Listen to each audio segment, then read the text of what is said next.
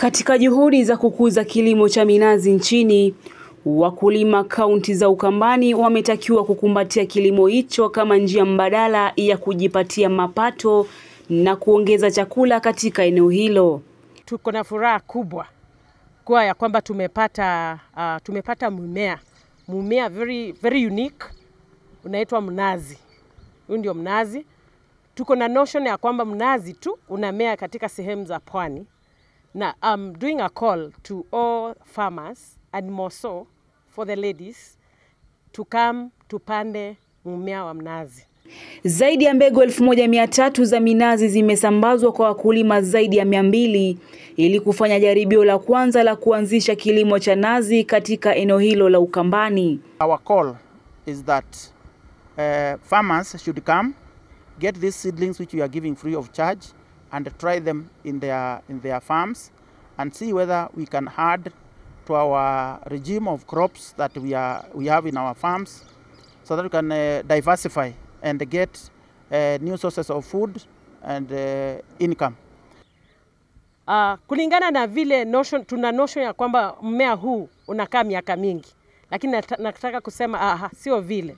The breed yenye tuko nayo kwa sasa ina mature up by maybe 5 years and then you'll enjoy.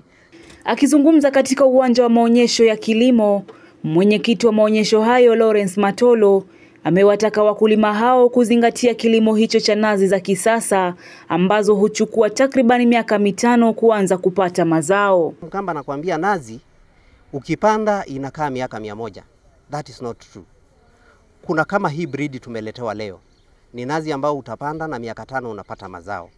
Kwa hivyo Ukambani inazi inaweza kufanya vyema.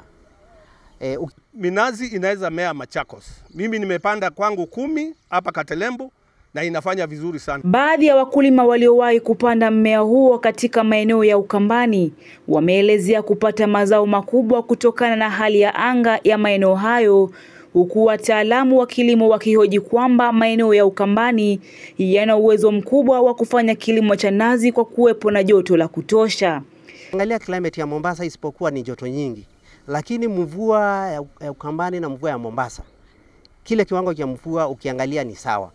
Kwa hivyo ukiangalia ile climate ya Mombasa na Ukambani inalingana kwa sana. Kwa hivyo Wakamba wakipanda nazi watavuna. Hii mmea ni rahisi sana kutunza. Ile yangu nilichukua Mombasa na nikaleta nikapanda. Hivyo sio ngumu kulea huu mmea. Sebastian Maria, makala ya kilimo na undugu.